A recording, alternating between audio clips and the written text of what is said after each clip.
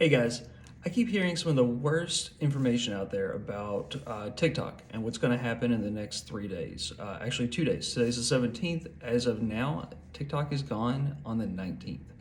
So, what I keep hearing is that TikTok doesn't matter, that the Chinese already have all our data, and so again, doesn't matter. And I just want to throw out a couple thoughts to explain why that's not really true. First up, data. Who has what, and why does your data matter? And I want to start out and say your data specifically probably doesn't matter. Mine doesn't, yours doesn't individually. None of us are all that important. But taking it a step further, our data on the whole is very important. When you look at the mass amount of data that something like TikTok hoovers up, and you take into account the fact that Chinese Communist Party, PRC, has very different data privacy laws than we do here in the US, or even more so than in Europe with GDPR, that companies actually have to provide data to the Chinese government. That doesn't happen here. So it's very different. Any data that they have on you has to be provided to the Chinese government if the government requests it. And why that's a problem is it's not the individual person, but it's the fact that they can take not only your birth date, anything like that, but they can also have your location data. Location data is so important. They can also correlate your location data with that of others. So say, for instance, your father or mother is high up in the Department of Defense. Even if it's not on their phone, they can kind of track and they can correlate multiple phones are in the same location, and all of a sudden one of those phones every day goes to a specific place, and maybe that place is actually a secret installation, or it's highly classified, anything like that.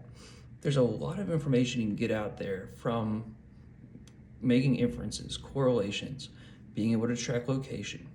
When you pair it with the 2015 OPM data breach, which is where the Office of Personnel Management was hacked, and Chinese hackers took essentially all background information for anyone that has had a clearance, a security clearance. When I was in the Army, I had a top secret clearance. Don't anymore. I haven't for a long time. But when you talk about the Chinese already having your info, they already have mine. They got fingerprints, social security numbers, dates of birth, addresses, all kinds of information from that. And honestly, I don't really care about that. That's not that big of a deal. Most of that's probably in the dark web at this point anyway.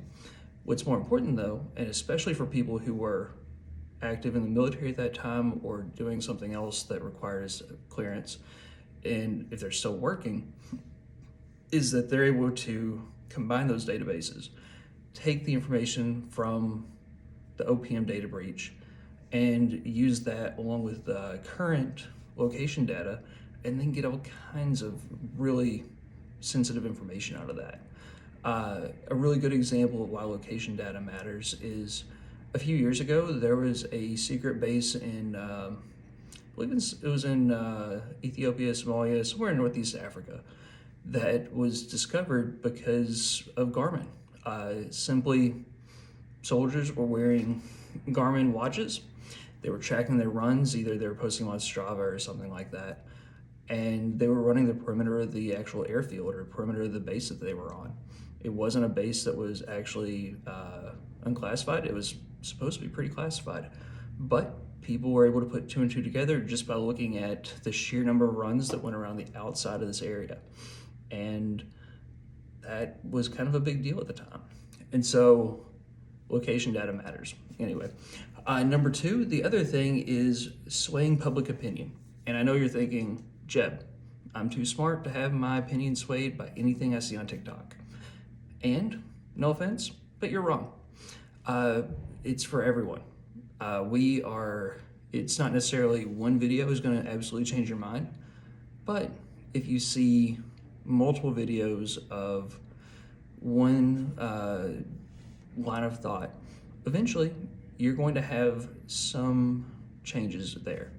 So China's able to subtly change the narrative. They're able to inject conversations that we probably wouldn't be having otherwise, and to create discontent, distrust. Even if it's not specifically meant to have a certain outcome other than sowing distrust. TikTok's perfect for that. Because when you control the algorithm, you control what people see. When you can control what people see, what the people hear, you create an echo chamber. And echo chambers are bad. So across the board, if China wants to, if ByteDance wants to keep the value or realize the value from TikTok, there's no reason why they wouldn't sell it. No one's saying that the actual program has to be banned. What's being said is that TikTok has to be divested from Chinese ownership. What I mean by that is ByteDance has to sell it. Okay. Anyone that has the money could go in and buy it, keep it going just like it is, no problem.